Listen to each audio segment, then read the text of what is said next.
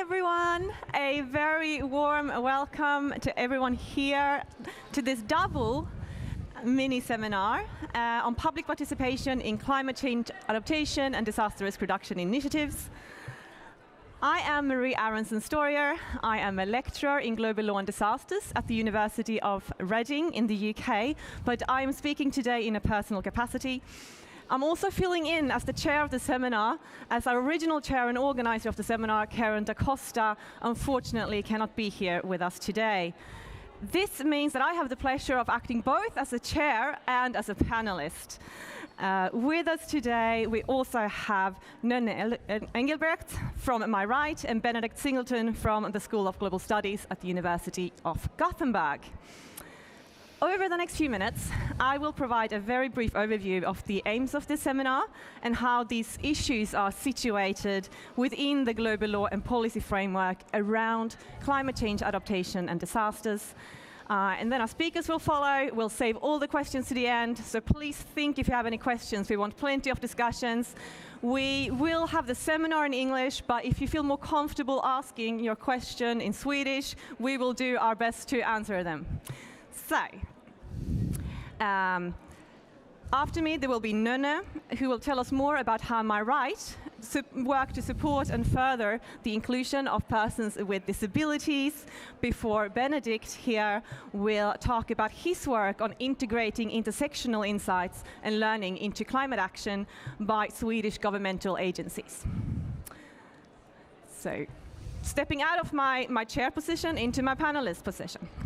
We are seeing time and time again how disasters can undo gains made in relation to sustainable development goals. Those are the goals, if you don't know, that are surrounding us today. Such as an increased issues around poverty, hunger, poor health, and water insecurity. We know all too well by now that societal inequalities and inequities lead to marginalised persons being disproportionately affected by disasters and by climate change. We're also already witnessing negative consequences of anthropogenic climate change, with not only sea level rise, but also more frequent and intense weather events, which can turn into disasters. These issues, unfortunately, are expected to increase in the years and decades to come. It is now widely acknowledged that in order to achieve a more just world and to leave no one behind, as is set out in the UN Sustainable Goals and in line with Agenda 2030, there is a need to further integrate the work on climate change adaptation and disaster risk reduction into the work on sustainable development. Those of you who don't know, disaster risk reduction, as the name suggests, are efforts aimed at addressing and preventing existing and new risks. And climate change adaptation overlaps with disaster risk reduction in addressing negative consequences from climate change, including changed weather patterns and extreme weather events. In the Swedish context, such risks predominantly concern, as many of you would have noted, floods, droughts, wildfires, and storms. The aim of today's seminar is not to discuss the integration of such law policies and strategies and actions as such, but rather to focus on who has a say in developing them. There is no shortage of international law and policy highlighting the importance of including marginalised groups and persons in law and policy making. For example, the UN Sendai Framework for Disaster Risk Reduction, adopted in 2015, calls for disaster risk reduction to be, and I quote, inclusive and accessible, end of quote, and stresses the importance for governments to engage with various marginalized and vulnerable stakeholders, including women, children, persons with disabilities, poor people, migrants, and indigenous peoples, when designing and implement policies and plans and standards. The Sendai Framework, as part of its Priority 4, specifically calls on states to empower women and persons with disabilities to publicly lead. Persons with disabilities face particular risks, as Nönne will tell us about, due to unequal access to resources and limited access to early warning information and challenges to act on such information. In addition, the Sustainable Development Goals, as well as the Sendai Framework, state that the fulfillment of the global targets should be in accordance with human rights. And the importance of further inclusion and accommodation of marginalized groups and persons is clearly established in international human rights law. And particularly important instruments in this regard for today's discussions is the Convention on the Rights of Persons with Disabilities. This convention, entered into force in 2008, has no less than 182 state parties, including Sweden. Article 11 of the convention clarifies that states are under an obligation to respect and protect the right of persons with disabilities also in times of crisis and disaster. One of the general principles of the convention, which you can find in Article 3.3 if you're interested, is the full and effective participation and inclusion in society. Also, Article 29b of the Convention establishes an outward obligation for states to actively promote, and I quote, an environment in which persons with disabilities can effectively and fully participate in the conduct of public affairs. However, just because states have signed and ratified a binding convention does not mean that it is implemented in national laws, policies, and practices. Not even a country like this one, Sweden, although progress has been made in recent years, according to recent reports by Funktionsrätt, a thorough adaptation of a human rights-based approach to disability is still lacking in Sweden. It is clear that there is much work to be done in this area, and it's imperative that disability organizations are involved in these developments.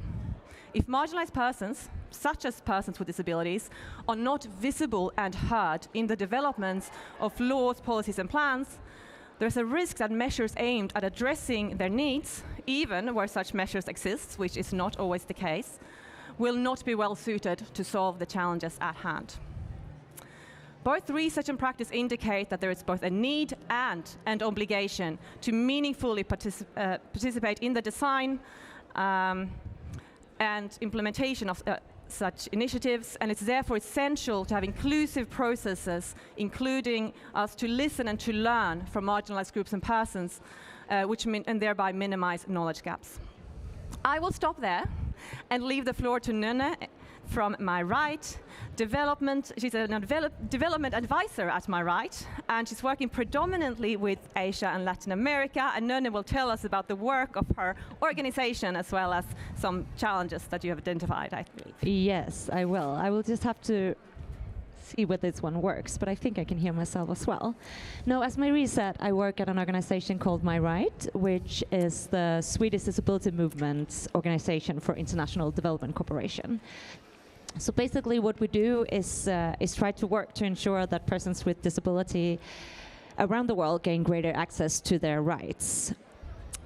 We work very closely with our member organizations that are all part of the Swedish disability movement.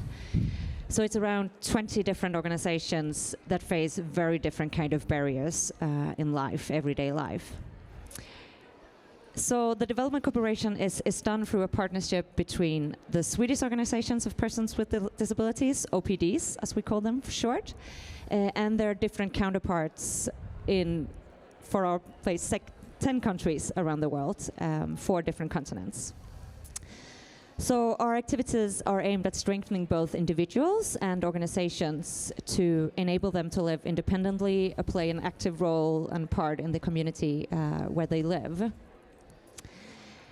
It might sound a little weird, but a lot of people don't really realize who we're talking about when we're talking about persons with disability.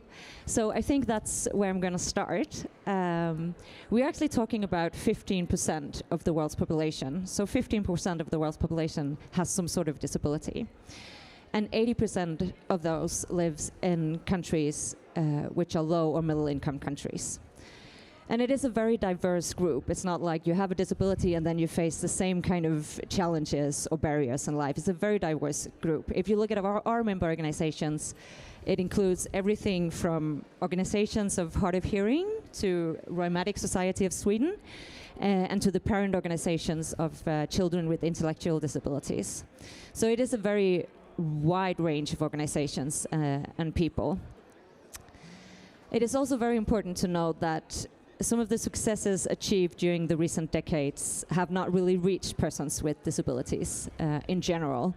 So persons with disabilities, they're still, as Marie said, among the most marginalized groups in the world, and 20% of the people living in extreme poverty also have a disability. And there is a very, very strong connection between disability and poverty.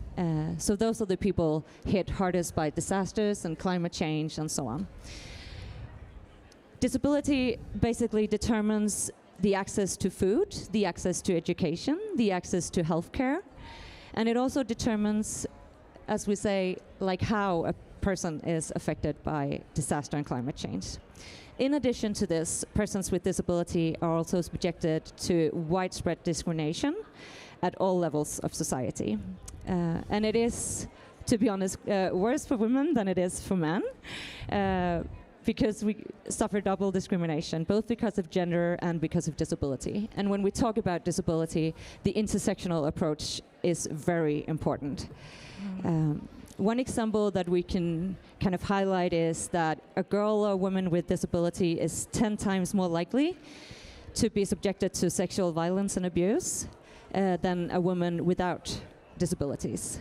And this is something that affects the willingness to seek shelter or evacuate when a disaster hits.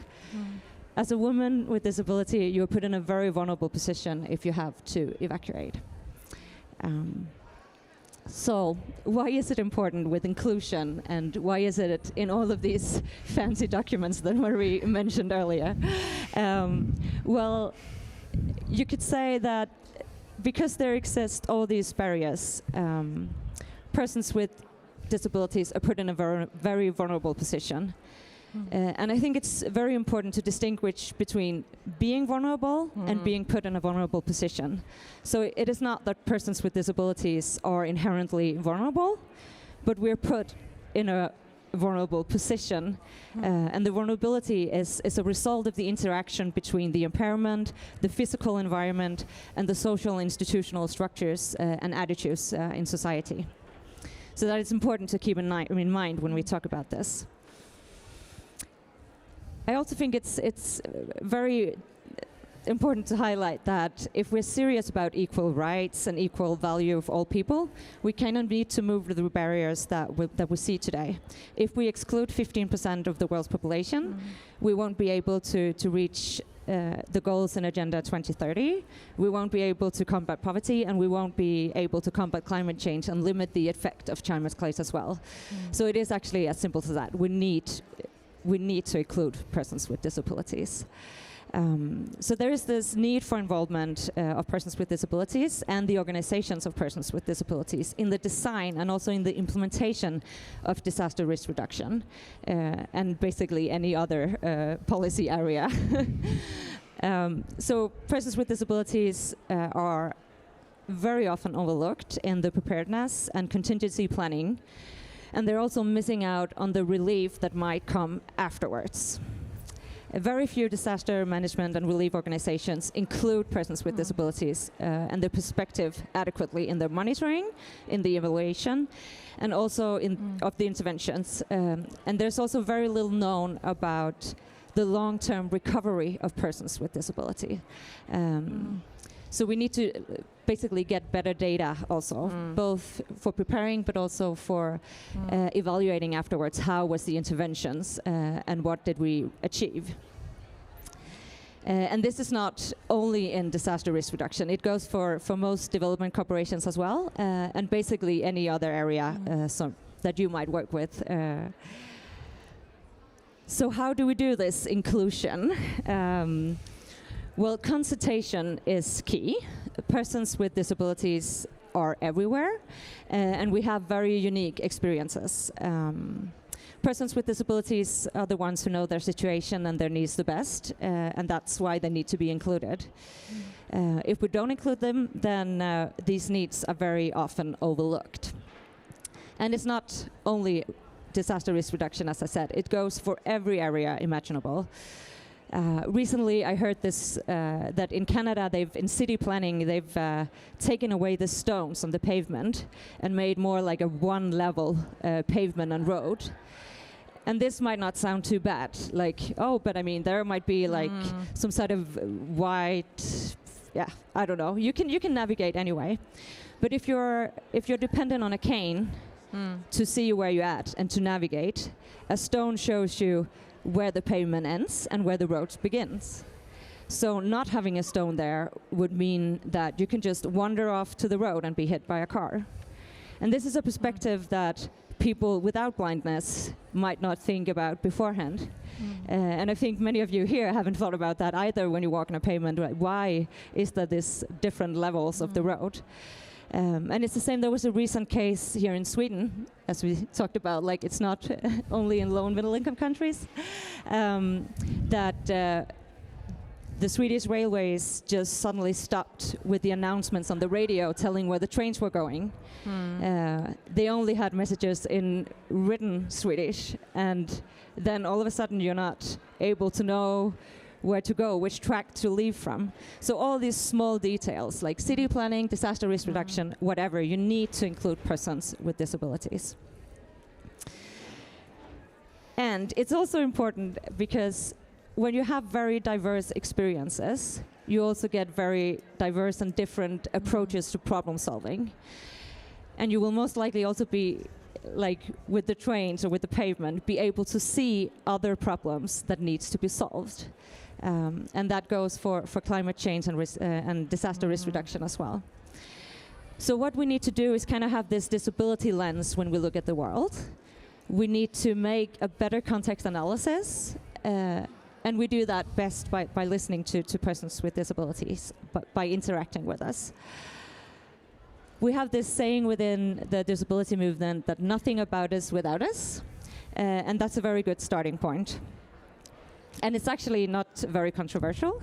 I think very few people would question that you include women in politics or that you have representation in any other areas when it comes to women. And it's the same with persons with disabilities. It's a group that's been marginalized for so long. You need to include them. You need to see from their point of view. So I don't know what all of you guys do, but if you work with any sort of interventions here or abroad, I highly encourage you to include persons with disability in your work. And if it's possible, try to include persons with different kind of possibilities, because they will most likely have very different experiences that you can work with. When it comes to disaster risk reduction and early warning systems and so on, it's also important to address some of the challenges that we face when it comes to disability inclusion. In many contexts, also in Sweden, disability has been and still is connected with a great deal of shame. And in many places and communities, you simply hide away the people that lives with the disabilities. So within so many sectors and areas of life, persons with disabilities have been a invisible group for so long. We're often portrayed as kind of helpless in the face of a disaster. And there's focus on the vulnerability and not on the skills and knowledge and resources for dealing with disaster and risks. So making both events, interventions, and information accessible is extremely important. The lack of information within certain parts, or the lack of information within the certain parts of the disability community can be a challenge. You need to think about how you communicate and how to make things accessible. Radio commercials, for example, doesn't really reach the deaf community, and flyers or text messages, as we talked about earlier, they don't often reach persons with sight impairment. So you need to adjust the way you communicate and the way you make your intervention accessible. We talked about this early warning system, for example. You said that could be a problem. If you base an early warning system for tsunamis, for example, solely on sound, like wee-oo, wee-oo, people who are deaf won't hear that. They won't be able to take shelter in time, and this could actually mean that they're put in a life-threatening position. The same goes for Corona. We've been living a disaster the past 2 years. If you don't get any information about how to protect yourself, how to protect others, you're put in a very vulnerable position. Yes. Also, keep the structural barriers and discrimination in mind when you try to make the interventions accessible. 1 out of 3 children with disabilities doesn't go to school, and this needs to be accounted for when doing the interventions. We often talk about what we call the Twintrack approach when we work. And you can say it's like both mainstreaming and targeting your interventions. So mainstreaming is just thinking about disability within your broader work. It's working to identify and overcome the barriers of persons with disability and the challenges they face within the intervention, within interventions that have a broader focus than just disabilities. So access to school, make sure that you also reach children with disabilities. When it comes to early warning systems, make sure that everyone can hear the warning or are warned in time. Basically, it includes ensuring that all interventions and their benefits are accessible for persons with disabilities at all stages, both from the planning, through the implementation, and to the monitoring and evaluation. So please make sure there is data on everything. Measure is very important. That's one part of the Twintrack. The other part, the other twin, is a targeted intervention, where you go in and you target interventions for persons with disabilities. It can mean access to school or healthcare or learning sign language. And again, today, very few people question gender mainstreaming or targeted intervention in relation to gender as controversial. It's just a part of what we call good practice and what we see in every development cooperation intervention or any intervention at all, basically.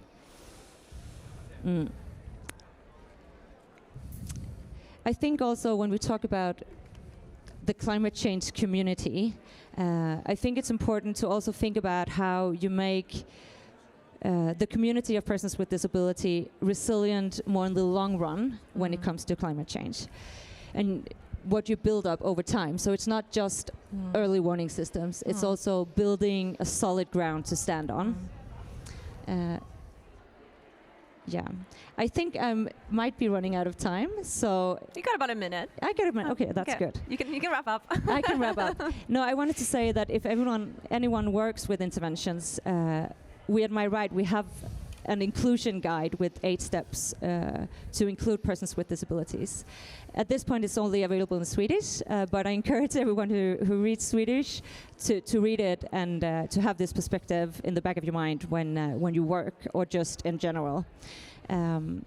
I also encourage you to reach out to the community. If you don't know where to start, you can contact us. We are part of the community and have quite some connections around the world. So please reach out. Thank you. Thank you so much. No, that was fascinating. Fascinating insights, and great to hear more about your work. I will now hand over to Benedict Singleton before we open to questions. So you can already start making some notes of questions that you have for None or for myself, and later also Benedict for in a few minutes' time. Benedict is an experienced social researcher, and over his career he's conducted fieldwork in no less than 7 different countries and conducted over 100 interviews. Many of them have dealt with issues around representation and rights. He's currently employed as a postdoctoral researcher on the project Intersectionality and Climate Policy Making, Ways to Forward Socially Inclusive and Sustainable Welfare State. In this work, he investigates how institutional worldviews manifest as path dependency in the climate change action of Swedish governmental agencies. So, please, Benedict, take it away. Thank you, Marie, and thank you, Nonya. That was really interesting. Thanks. Hello, everybody. Great to be here. So this is what life outside the ivory tower is like. It's not as scary as I feared, thankfully. So I thought I would like to sort of just talk a little bit initially about the project that Maria just mentioned, Intersectionality and Climate Policy Making, Ways Forward to a Socially Inclusive and Sustainable Welfare State. So what that means is I work primarily at a national level, and I look at the climate actions of 4 different Swedish government agencies, notably Vinnova, Trafikverket, Energimyndigheten and Naturvårdsverket. Now, in this project, we look at how they integrate information about social difference primarily.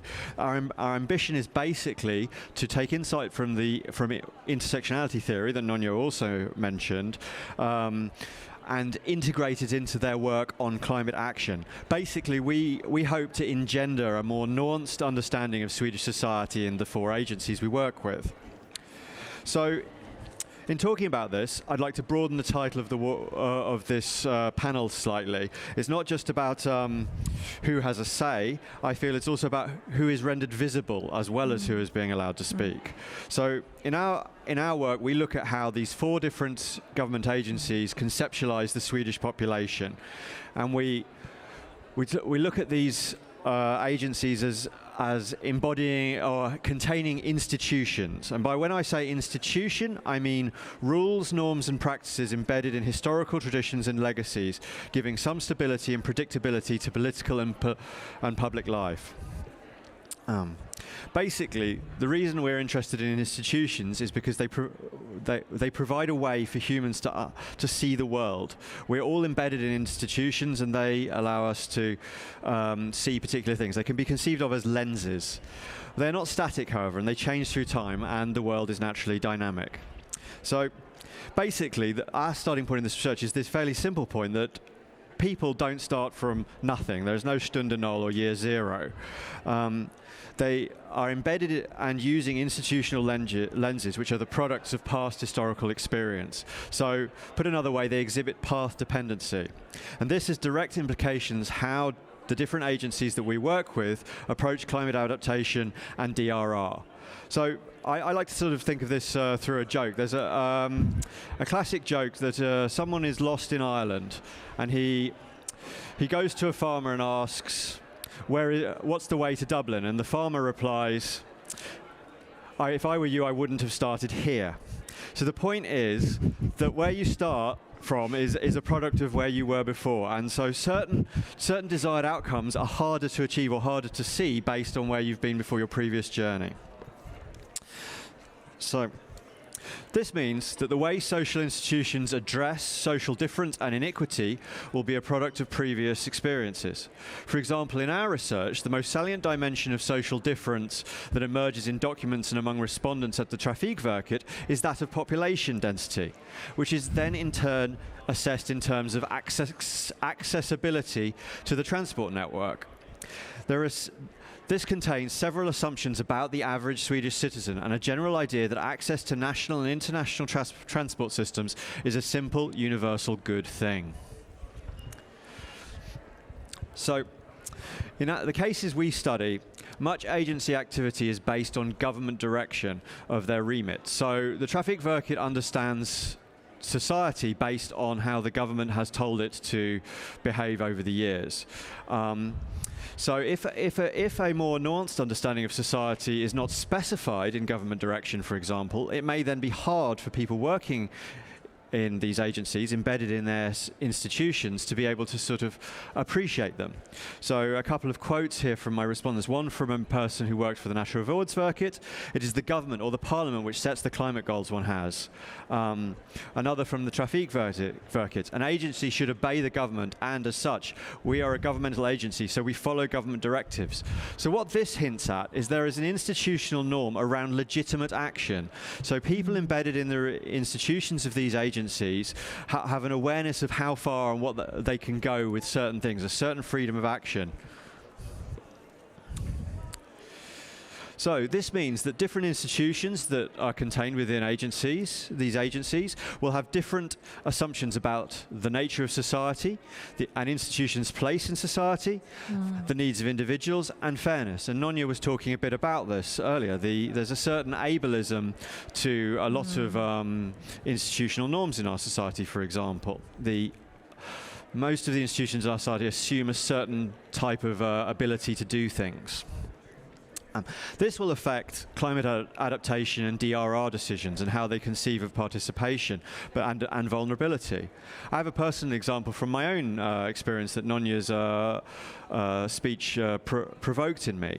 When I was a PhD student at Örebro University, there was a bomb threat. I was quite chuffed that morning that I had got into the office early, and I came to find the door locked and a sign saying, "There is a bomb threat, stay away." This rather concerned me, and it turned out that everybody else had got a message. And the reason I hadn't got a message was because the message had gone out on Swedish radio media and online. I, as a immigrant to Sweden at that time, was not actively consuming Swedish media. Neither did I have a smartphone, and so was not checking the local media broadcast. As such, my vulnerability to a potential terrorist attack, which fortunately was not a terrorist attack, was rendered explicit. So, moving on from this, improving public participation therefore requires reflexive self-analysis by people embedded in institutions. This includes among activists who may need to be aware of the limitations of their own institutional lenses. Likewise, improving public participation will require a genuine will to change, to actually want to encourage public participation within organisations and institutions. So, where can we go from here? So I guess the most obvious thing is, well, obviously we need new institutions, but that requires sort of full-scale revolution in its ultimate form. I mean, going back to the Irish farmer, if we were to build a society that was completely unableist, we probably wouldn't start from where we are. So more pragmatically, we perhaps need to try to highlight the desired changes that there are and how they fit or not with particular institutional values. In the case of our project, so we're interested in looking at how we can respect extant hierarchies and enlist allies within the government agencies and the political system to accord legitimacy to our efforts to urge change. Secondly, in our case, the agencies we deal with draw legitimacy from a democratic mandate. And so we would highlight how allowing for greater participation would reinforce that mandate. Similarly, these government agencies are expert agencies. We would highlight how improving understandings of society by having a more nuanced picture will improve this expertise. And then we would also highlight how values like public participation are largely endorsed by much of the Swedish population. For example, multiculturalism has been, there is research that indicates that multiculturalism as a principle is robustly supported by the majority of the Swedish people. However, there should also be an awareness that changing institutions may be resisted.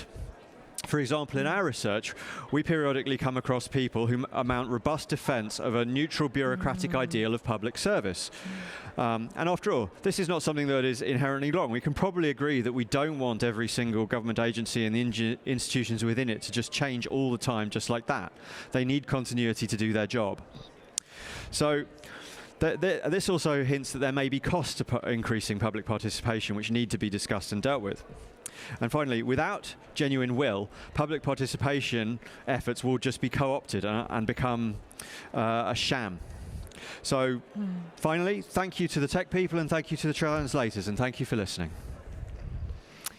Thank you. Thank you, Benedict and Nina, for your interventions.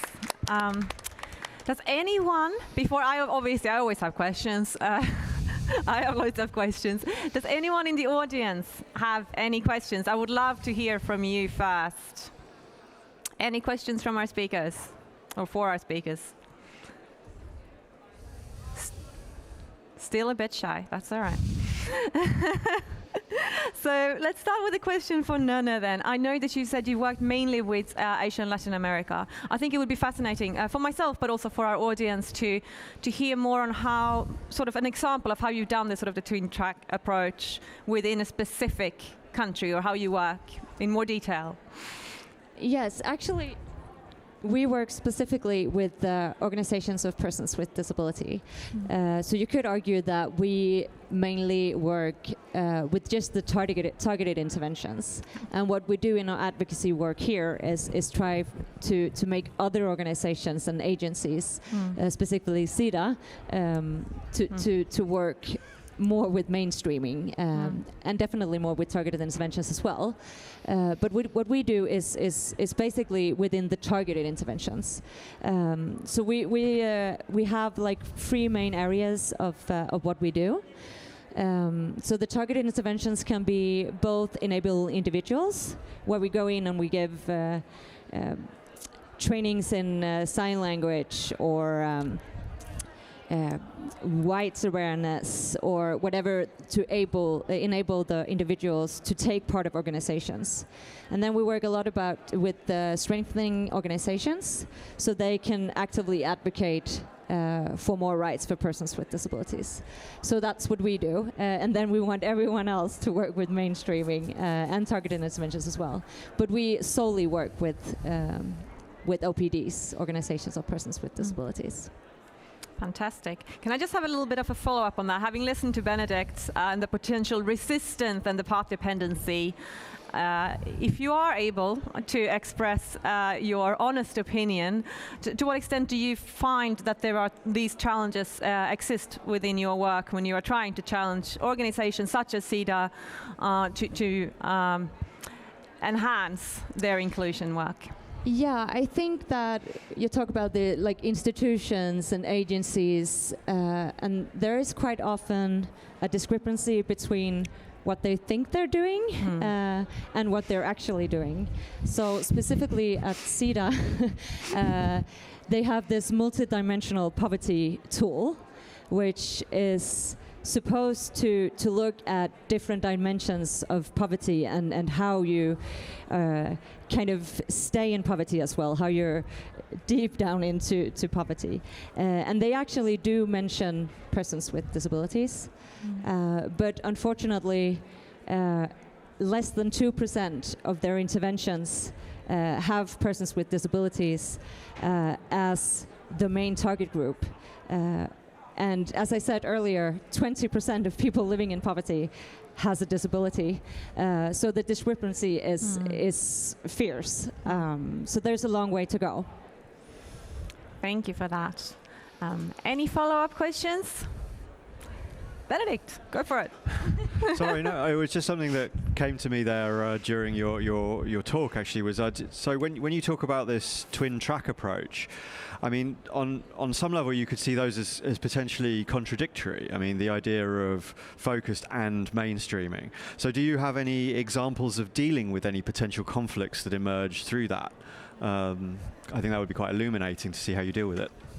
Oh, that's a difficult question. I think it might arise when we've gotten a lot longer than we have, but at this point we're mainly just working for people to even include persons with disability.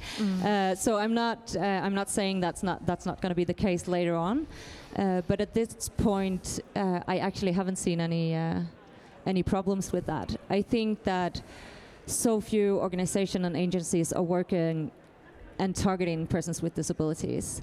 I think it's more, you have to be aware that both is needed. And I said, you have the same kind of with women. I think that a lot of people will argue that you still need women's organizations in the work, and that solely working with women is not really an obstacle for mainstreaming gender into other interventions. And I think it's the same thing with disability, if that answers your question.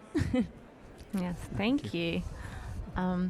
Benedict, I mean, I found that so fascinating, and I see so many connection between what you're talking about, but also my experience from working a bit with Swedish agencies in relation to disaster risk reduction. I'm wondering, when you talk about this sort of resistance to change, do you also find a bit, or Nona was talking about, that there's this discrepancy, what they think they do, how inclusive that they feel that they are, and how inclusive they actually are in practice? Do you think that part of it is simply a lack of education, like lack of knowledge around these issues, or do you think that there is a genuine unwillingness in those situations? Well, I think that I need to give a sort of a typical... it depends, doesn't it? It depends, yes and no, både och. Because, I mean, these organisations that I'm dealing with, like the Trafikverket, employs thousands of people across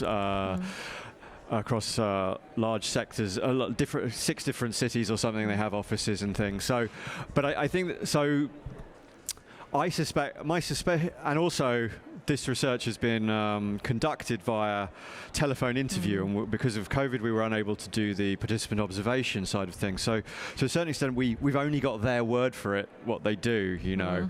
So my suspicion would be, a variable picture. I suspect that there are times where the desire for social inclusion has been co-opted. But I would also say that among many public officials to do with, there was also a heartening reflexivity about and an awareness of a need to know more, to do more about this, but also this feeling of, well, to a certain extent, we can only advance so far off our own back, kind of thing as well, and this varied between different agencies as well. Some agencies, sort of, when we put this model of what an agency, agency is steered to a certain extent by the government direction. For example, 3 of them agreed. One of them was more like, well, no, we have much more freedom to do what we want, and so I would expect a much more, And there's part of the challenges of my current job is trying to find a way to order these differences. But yeah, so yes and no. Fantastic. I look forward to seeing it once you've ordered them. Can't wait. No, it's really interesting. At this point, do we have any further questions? Otherwise, I do have more. Go on. Go on. No, I'm really interested in your sort of you almost called for a revolution, but you very quickly kind of withdrew that, realizing perhaps that we are standing in Sweden and this is not really what we do. But perhaps I'm definitely also behind the revolution if it comes to that. Well, I see you already have an ally. You were talking about the importance of having allies within agencies. You have an ally within MyRight. So I found it really interesting to see, thinking about the boundaries of possibilities for change, because this balance between continuity and change that you were talking about. So, okay, we can't do revolution. Okay, if we step down from the revolution, if we agree, we don't have to. But then how do you think about these strategic interventions? So you're talking about allies within agencies that can make change. How would we go about selecting those? Do you find them from your interviews? Is it about finding someone who wants to listen, who is in power of hiring people so that you can put and then encourage actively people to apply for those positions? Do you go and how do you prepare these people for being hireable for those positions as well? Because the very sort of idea of meritocracy can be a factor against inclusion as well. So often say, well, we're open for everyone, but this person had a much more impressive CV, this fantastic middle-aged, able white man just here. And of course, that is often what we see. So inclusion everything is open, but it doesn't have to happen in practice because of the creation of opportunities. And I would love to hear from both of you, actually, just some thoughts, and also from the audience, if you have thoughts about how we can create inclusion from the bottom up. We've talked about in here about inclusion all the way from school and up into the working life, and I would just love to hear your thoughts on that, because it's not an easy one to tackle, but if we are to have mainstreaming and have the disability lens, for example, but also an intersectional lens, that's where I think we need to go. So solve the world, please. Do you want to solve it first? Yeah, well, I could try. I think that if we did have the solution, we wouldn't be standing here. But we do our best. I think that what we decided to start with is, as I said before, working on both enabling individuals, try to ensure that there is access to education, and that some of the barriers you face early in life are at least reduced. And I think it's extremely important to work with the organizations of persons with disabilities, to strengthen them, and then to advocate. And I think also, like what we face in Sweden, where we actually don't work so much besides our advocacy work, is also that you have this view of how you think Sweden is, and how it is supposed to be, and everything is written down in all these policies and so on. But it's hard to actually do it. But I think as soon as you have a discussion like we have today, I think also people quite fast realize that, oh, okay. Like I drew the example with the trains and the announcements on the radio, on the speakers. And I mean, it took 2 days before the Swedish railways were like, okay, maybe it wasn't a good idea. And they started interacting with one of the OPDs. Awesome. So I think that discussion, consultation again is key. And I think you can actually come a long way by just discussing and highlighting these barriers and the challenges that the community is definitely facing at this point. Okay, thank you. Yes, listening and learning is absolutely key. Benedict, any ideas on how to solve this? Well, I mean, I guess I'm very influenced by a particular paper I read last year by Robin Eckersley, which talks about how to sort of move towards revolution. And she talks about, you know, you need to continue to have certain sort of utopian ideas in the background, but then you need to also find some way to to be reflexive enough to see your institutional limitations and then pinpoint steps along the way. You know, the revolution happens slowly, I guess, in this particular model, because I guess how does one start the revolution? Not don't ask the academics. We never start them. Robin might. But yeah, but then also I think, when we look at our project and what we're trying to do and how it would relate to institution, I think it echoes somewhat what Nonia was saying. I mean, as I said, we identify the institutions where hierarchy is key, and we try to get the hierarchy to work on our side. But then also on a more individual level of dealing with public officials, we've been sharing our interview reports, and sort of you get feedback that just simply hearing about intersectionality is sort of, you know, potentially revelatory or whatever. So our sort of strategy, or what we're building up to, is we're going to try and identify sort of cases that are specific. Adriana, who is in the audience here, is actually involved in it, identifying concrete cases where we can go to each agency and say, look, this is what a more nuanced view of participation or society would look like in the energy sector or in the environment and things like that. But also, I mean, having said that, pragmatism, there has to be a real will to change, and that's something that's very difficult to gauge from the outside. There are so many obstacles to, you know, everybody is in favor of equality, but then, you know, when it happens, speaking as I am as a white cis man, you find yourself suddenly losing your freedoms or whatever, and that becomes a different kettle of fish potentially. So that's also a very hard thing to gauge and to then engender in people. Ultimately, there may be people in our society who prefer an iniquitous situation.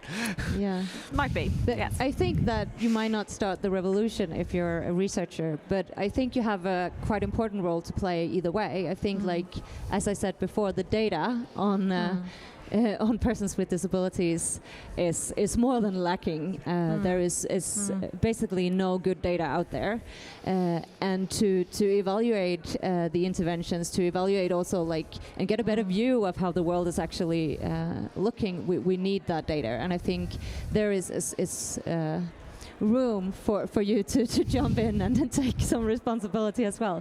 So making the problems visible, I think, is essential as well. And I think also, as you're saying, we can't expect change if we don't engage and if we don't pay for it. It will cost to make things more accessible and inclusive. And I think we should also be aware of that. Yeah. Thank you. I think we're running out of time. Does anyone have any final questions? That was a lovely note to finish with Robin Eckersley as well. I'm a big fan. I was lucky to be briefly her research assistant when I was doing my PhD back in Melbourne. Fantastic. Everyone, if you're not familiar and if you're interested, go and read Robin Eckersley's work. But more importantly, read Benedict's work and Nonna's work at MyRight and get engaged. And also head down to MyRight. They have a monitor down and you can get more information from them there as well. And that's us for today. Thank you very much for listening. Thank you so much for coming. Thank you. Thank you all. Thank you.